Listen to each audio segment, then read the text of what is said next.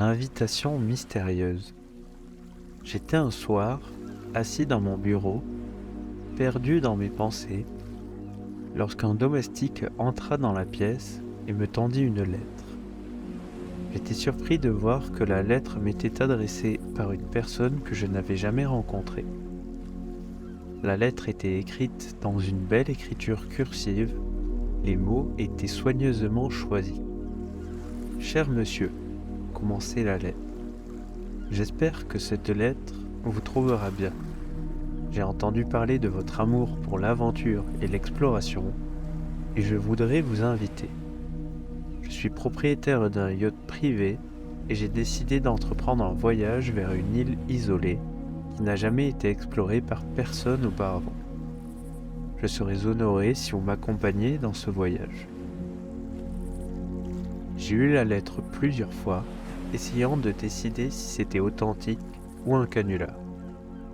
Mais plus je lisais, plus je devenais convaincu que c'était réel. J'étais intrigué par l'idée d'explorer une nouvelle île, et l'invitation ressemblait à l'aventure d'une vie. La lettre ne fournissait aucun autre détail sur le voyage ou l'île, mais elle incluait une date et une heure de départ du yacht. J'ai immédiatement écrit une lettre d'acceptation et l'ai renvoyée à l'expéditeur. Au cours des jours suivants, j'ai fait des préparatifs pour le voyage. J'ai emballé mes sacs avec des vêtements chauds, des bottes solides et une variété d'équipements qui, selon moi, pourraient être utiles. J'ai également passé du temps à étudier des cartes de la région dans l'espoir d'avoir un aperçu de ce que le voyage pourrait impliquer. Le jour du départ, je suis arrivé au port tôt le matin. Le yacht était un navire magnifique, brillant au soleil. L'équipage était composé d'un groupe de marins expérimentés, tous sympathiques et accueillants. J'ai été présenté au propriétaire du yacht, un homme du nom de capitaine Monroe. C'était un homme grand et robuste, avec un visage buriné et des yeux bleus perçants. Il m'a accueilli à bord et m'a fait visiter le yacht en soulignant les différentes caractéristiques et commodités. Alors que nous mettions les voiles, le capitaine Monroe et moi nous sommes assis pour discuter du voyage à venir. Il m'a dit que l'île vers laquelle nous nous dirigions était située dans une partie reculée du Pacifique, loin de toute autre masse terrestre. Il a dit que l'île n'avait jamais été explorée par personne et qu'il n'avait entendu que des rumeurs sur son existence. Nous nous lançons dans un voyage de découverte, a-t-il dit d'une voix calme et mesurée. Nous pouvons rencontrer des dangers et des difficultés en cours de route, mais nous y ferons face ensemble, en équipe. J'ai été impressionné par la confiance et la bravoure du capitaine Monroe. Il semblait être le genre de personne qui n'avait pas peur de prendre des risques ou d'affronter les défis de front. Je savais que j'étais entre de bonnes mains. Alors que nous naviguions de plus en plus loin de la civilisation, un sentiment d'excitation montait en moi. J'étais toujours attiré par l'inconnu et l'inexploré, et ce voyage promettait de réaliser ces désirs d'une manière que je ne pouvais même pas imaginer. Alors que le soleil commençait à se coucher, je me suis retiré dans ma cabine, désireux de me reposer avant que le voyage ne commence vraiment. J'étais allongé dans ma couchette, écoutant le bruit des vagues clapoter contre la coque, sentant le doux balancement du navire alors qu'il traversait l'océan. Alors que je m'endormais, j'ai ressenti un sentiment de paix m'envahir. Je savais que peu importe ce qui m'attendait, j'étais prêt à l'affronter avec courage et détermination. Le voyage venait à peine de commencer, mais j'avais déjà l'impression d'être exactement là où je devais être. Mettre les voiles. Le lendemain matin, je me suis réveillé tôt au son de l'équipage qui se déplaçait sur le pont. Je m'habillai rapidement et me dirigeai vers le pont principal où le capitaine Monroe m'attendait déjà. « Nous allons mettre les voiles sous peu, » dit-il, ses yeux scrutant l'horizon. « Le voyage à venir ne sera pas facile, mais j'ai confiance en notre équipage et en notre navire. » J'ai hoché la tête, je savais que nous nous aventurions dans des eaux inconnues et que tout pouvait arriver.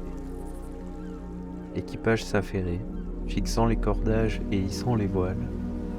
J'ai regardé avec étonnement alors qu'ils travaillaient ensemble de manière transparente, chacun connaissant son rôle et le remplissant avec précision. Bientôt, nous étions en route, le yacht coupant facilement les vagues. Le vent était en notre faveur et le soleil brillait au-dessus de nos têtes. J'étais euphorique lorsque le yacht a pris de la vitesse, l'eau se précipitant devant nous dans un flou. Alors que nous naviguions plus loin de la civilisation, j'étais en admiration face à l'immensité de l'océan. L'eau s'étendait à perte de vue, sans signe de terre dans aucune direction. Je savais que nous étions vraiment seuls maintenant, avec rien d'autre que notre intelligence et notre courage pour nous guider. Le capitaine Monroe et moi avons passé une grande partie de la journée sur le pont, à regarder l'équipage s'acquitter de ses fonctions. Le capitaine m'a expliqué les différentes fonctions du navire, de l'équipement de navigation à la cuisine où seraient préparés nos repas. Au fur et à mesure que la journée avançait, j'ai commencé à ressentir les effets du mouvement du navire. Le mouvement constant m'a fait me sentir un peu mal à l'aise et j'ai eu du mal à garder mon équilibre alors que je marchais sur le pont. Le capitaine Monroe a remarqué mon inconfort et m'a proposé un remède. Prenez une profonde respiration et concentrez-vous sur l'horizon, a-t-il déclaré. Cela aidera à stabiliser votre esprit et votre corps. Puis ce qu'il suggérait, prenant une profonde inspiration et fixant l'étendue d'eau apparemment sans fin. Peu à peu, j'ai commencé à ressentir un sentiment de calme m'envahir. Le mouvement du navire n'étant plus aussi désorientant, mais plutôt apaisant, apportant un rythme calme à ma respiration. À la fin de la journée, l'équipage a commencé à se préparer pour la nuit à venir. Des lanternes étaient allumées et les voiles étaient fermées.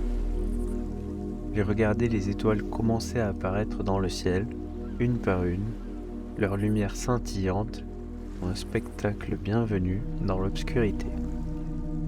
Le capitaine Monroe et moi nous sommes retirés dans nos cabines, épuisés par la longue journée de navigation.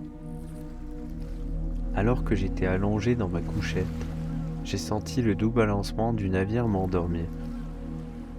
Je savais que j'étais exactement là où je devais être, en pleine mer, avec le vent dans mon visage et le frisson de l'aventure coulant dans mes veines.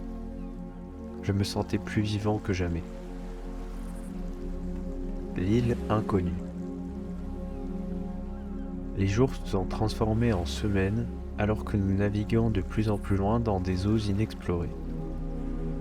L'équipage a travaillé sans relâche pour maintenir le yacht sur la bonne voie, leur expertise et leur expérience étant évidentes dans chacun de leurs mouvements. Alors que nous approchions de notre destination, le capitaine Monroe est devenu de plus en plus tendu. Il a passé de longues heures à se pencher sur des cartes et des graphiques, essayant de localiser l'emplacement exact de l'île que nous recherchions.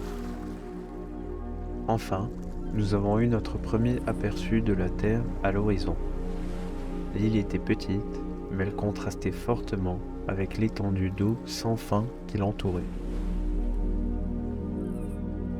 L'équipage est passé à l'action, se préparant à ancrer le yacht et à toucher terre. J'ai regardé avec étonnement alors qu'ils travaillaient ensemble de manière transparente, leurs mouvements rapides et précis. En descendant du yacht, j'ai senti le sable craquer sous mes bottes. La plage était déserte, à l'exception de quelques crabes qui se précipitaient, et du bruit des vagues qui s'écrasaient contre le rivage. Le capitaine Monroe a ouvert la voie, ses yeux scrutant les arbres et le feuillage qui nous entouraient. Nous avons marché pendant ce qui nous a semblé être des heures, la jungle devenant plus dense et plus impénétrable à chaque pas. Enfin, nous arrivâmes à une clairière dans les arbres. Au centre de la clairière se dressait une structure de pierre massive. La structure était envahie de vignes et de mousses, mais il était clair qu'elle avait autrefois été un site important. Il y avait des sculptures sur les murs, des symboles et des motifs que je ne pouvais pas déchiffrer.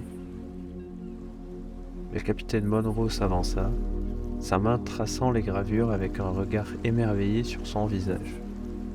« Je crois que cette structure a été construite par une ancienne civilisation, » dit-il, sa voix basse et respectueuse. Les gens qui l'ont construit devaient posséder des connaissances et des compétences incroyables. L'île ne ressemblait à rien de ce que je n'avais jamais vu, un lieu d'émerveillement et de beauté qui semblait exister en dehors du temps. À la fin de la journée, nous campâmes près des ruines.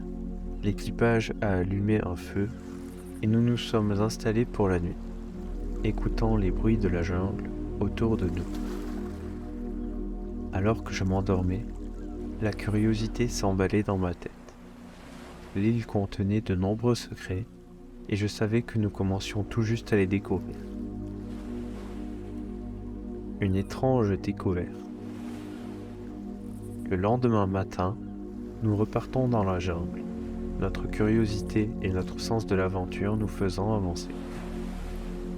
Nous avons marché pendant des heures, nous frayant un chemin à travers d'épais sous-bois.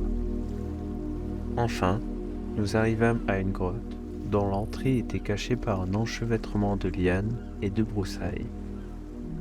Le capitaine Monroe ouvrit la marche, sa lanterne projetant une lumière vacillante sur les parois de la grotte.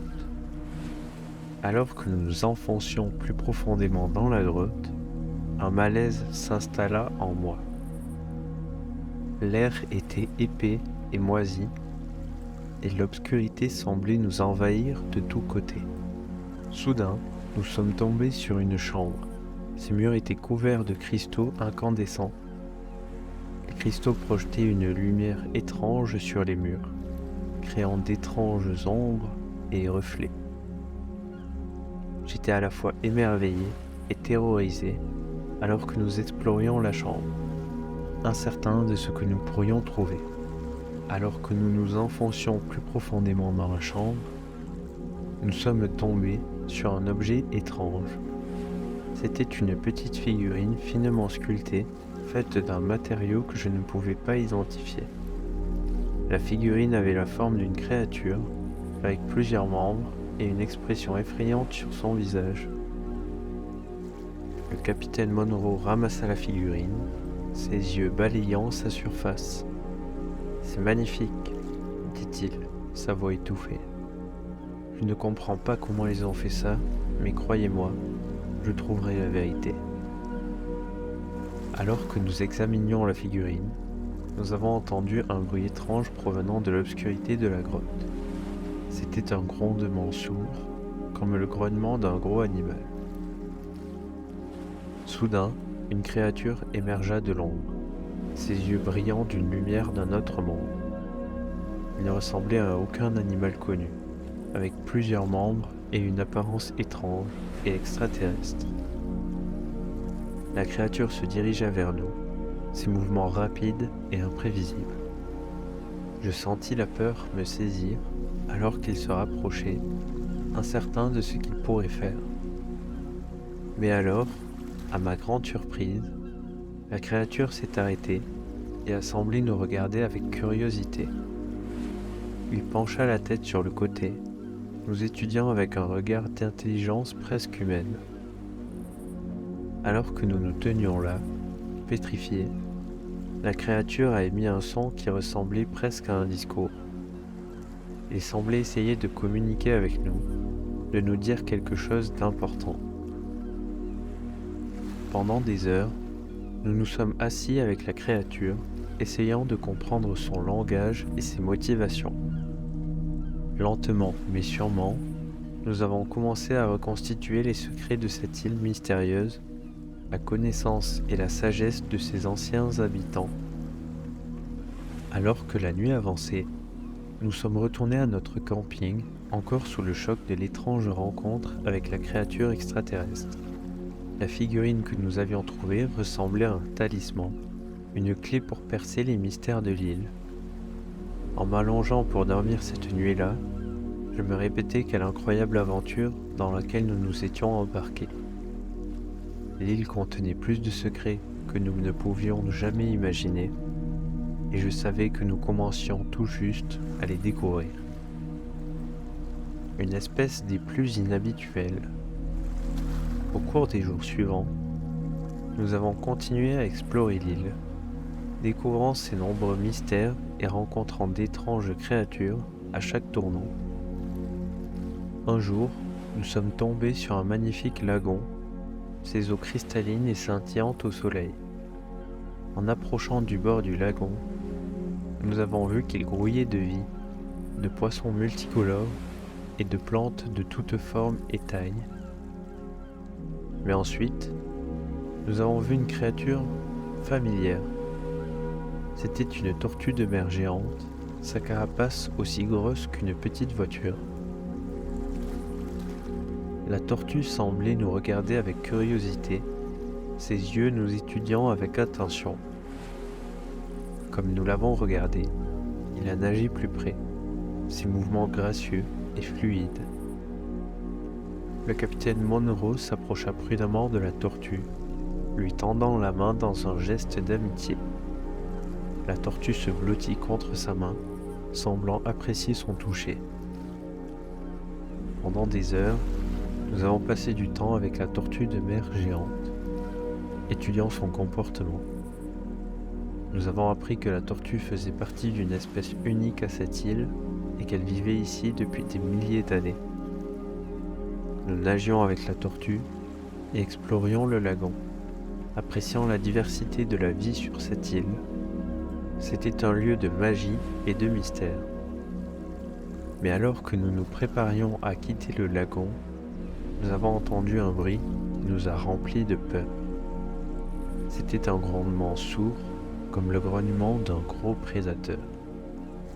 Soudain, nous avons vu une créature émerger de l'eau, ses yeux fixés sur nous avec une lueur affamée. C'était une créature massive, avec des dents acérées comme des rasoirs, et un corps puissant et musclé. Nous étions en danger, et nous nous sommes précipités pour retourner vers la sécurité du rivage. Mais la créature était rapide, et elle semblait déterminée à nous rattraper. Nous courions pour sauver nos vies, le souffle rapide et le cœur palpitant. Je savais que nous n'étions pas à la hauteur de cette créature et que notre seul espoir était de la distancer. Mais à notre grand étonnement, la tortue de mer géante est réapparue, son corps massif bloquant le chemin du prédateur. La tortue semblait nous protéger, utilisant sa force et sa taille pour repousser l'attaquant. Nous avons regardé les deux créatures s'affronter, chacune déterminée à sortir victorieuse. Mais à la fin, c'est la tortue de mer géante qui a triomphé, utilisant ses puissantes mâchoires pour écraser le crâne du prédateur. Alors que nous retournions à notre camping, encore sous le choc de la rencontre avec le prédateur, nous ne pouvions que remercier la tortue de mer géante. On avait eu la chance de voir la force des créatures qui vivaient sur cette île. Le temple interdit. Alors que nous continuions à explorer l'île, nous sommes retournés dans la forêt dense, ces arbres s'élevant haut dans le ciel.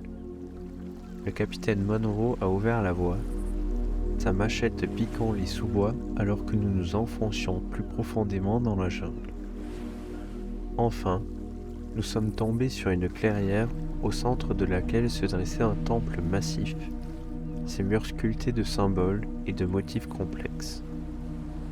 À l'intérieur du temple, nous avons trouvé une série de chambres, chacune remplie de trésors et d'artefacts d'une ancienne civilisation. Nous avons vu des reliques de toutes formes et tailles, des pièces d'or et des bijoux aux gravures et sculptures complexes. Une chambre semblait interdite d'accès, son entrée étant gardée par une série de pièges et de mécanismes. Le capitaine Monroe étudia attentivement les pièges, essayant de trouver un moyen de les contourner, mais ils semblaient trop complexes pour être déchiffrés.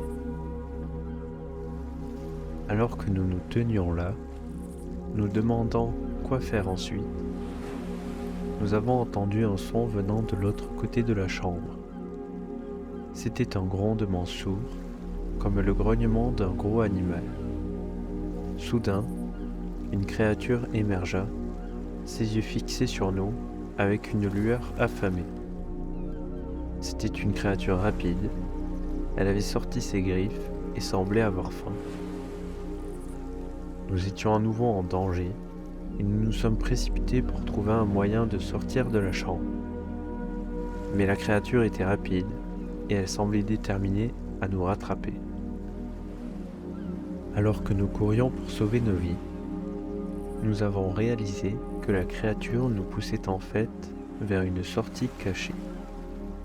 Nous avons suivi le chemin, esquivant les pièges qui jalonnent la route, jusqu'à ce que nous atteignions enfin une porte secrète.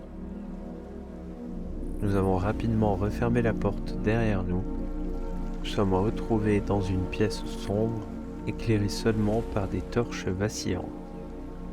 Mais notre soulagement a été de courte durée, car nous avons réalisé que nous étions piégés dans cette pièce. Il n'y avait qu'une seule sortie, un passage étroit et sinueux qui s'enfonçait dans les profondeurs de la terre. Nous avons dû nous frayer un chemin à travers ce tunnel, avançant lentement dans l'obscurité, nos cœurs battant la chamade à chaque pas. Finalement, nous sommes sortis de ce tunnel et sommes tombés sur une pièce étonnante. Des statues massives ornaient les murs, les gemmes scintillantes enchâssées dans leurs yeux. Au centre de la pièce, il y avait un autel. D'un mouvement rapide, le capitaine Monroe nous ordonna de ne plus faire de bruit. Le monstre à notre poursuite avait déclenché un piège. On pouvait entendre des pierres tomber sur la créature en souffrance et les pièges se déclenchaient les uns après les autres. Ce fut un soulagement pour nous. On pouvait prendre le temps d'explorer et d'étudier cette pièce en sécurité avant de repartir tranquillement. Le secret de l'île. Durant la suite du séjour, nous sommes tombés sur une série de grottes. Leur entrée cachée par un feuillage épais et des vignes. Le capitaine Monroe ouvrit la marche, sa lanterne projetant une lumière vacillante sur les parois des grottes. Au fur et à mesure que nous nous enfoncions dans les grottes, nous avons vu d'étranges symboles et motifs gravés sur les murs. On savait les décoder maintenant. Il était écrit « Ici repose le grand chef ». Enfin, nous sommes tombés sur une chambre, ses murs recouverts de cristaux incandescents, qui projetaient une lumière étrange sur les environs. Au centre de la chambre se tenait un appareil étrange, différent de tout ce que nous avions jamais vu auparavant. L'appareil était fait d'un métal inconnu et semblait pulser avec une énergie étrange. Alors que nous nous en approchions, incertains de ce que nous pourrions trouver. Le capitaine Monroe s'avança, ses yeux balayant la surface de l'appareil avec un regard émerveillé. « Ça y est, dit-il, sa voix basse et respectueuse. C'est pour ça qu'on est venu ici. » Mais ensuite, à notre grande surprise, nous avons entendu un bruit provenant de l'autre côté de la chambre. Revoilà un prédateur prêt à défendre ce lieu des intrus. Soudain, une créature émergea de l'ombre, ses yeux fixés sur nous avec une lueur affamée. Nous étions à nouveau en danger. Nous nous sommes précipités pour trouver un moyen de sortir de la chambre. Mais la créature était rapide. et elle semblait déterminée à nous rattraper. Alors que nous courions pour sauver nos vies, nous avons vu la tortue de mer géante réapparaître, son corps massif bloquant le chemin du prédateur. La tortue semblait nous protéger une fois de plus, utilisant sa force et sa taille pour repousser l'attaquant. Les deux créatures s'affrontaient, coup après coup, elles s'affaiblissaient. Et enfin, la tortue de mer géante triompha. D'un coup de nageoire, elle immobilisa son adversaire. Elle avait gagné, il ne pouvait plus rien faire. En reprenant notre souffle, nous avons réalisé que l'appareil brillait de plus en plus, comme s'il réagissait à la présence de la tortue de mer géante. Le capitaine Monroe a étudié attentivement l'appareil, essayant de comprendre son fonctionnement. Et puis, à notre grand étonnement, il a activé l'appareil, provoquant une explosion d'énergie qui a rempli la chambre.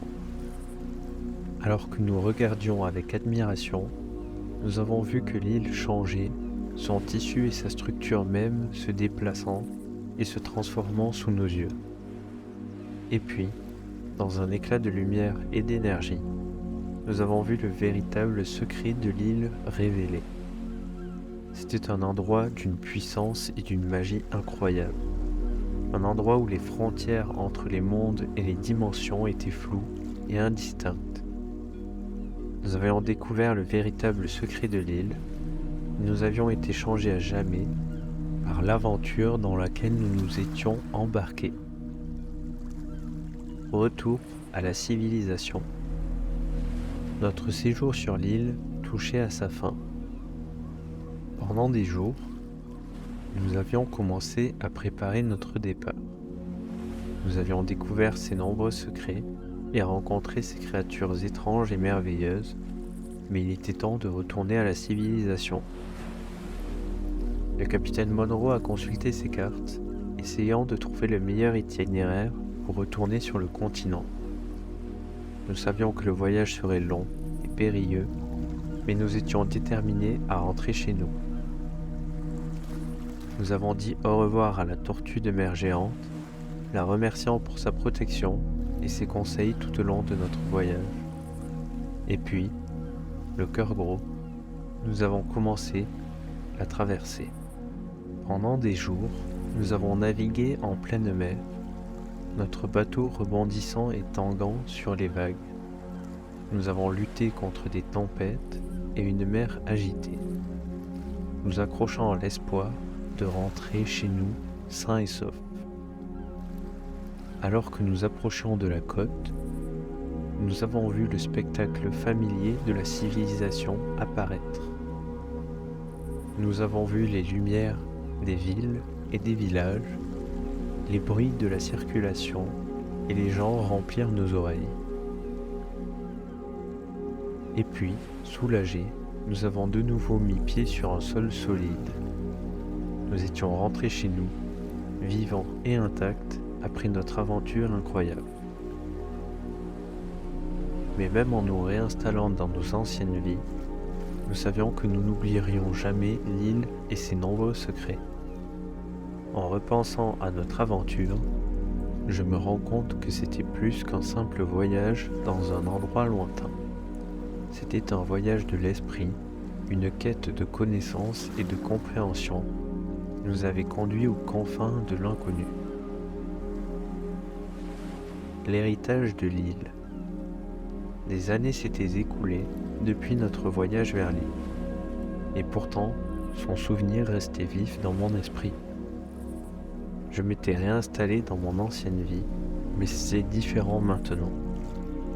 J'étais assis dans mon bureau, entouré de livres et d'artefacts de mon voyage.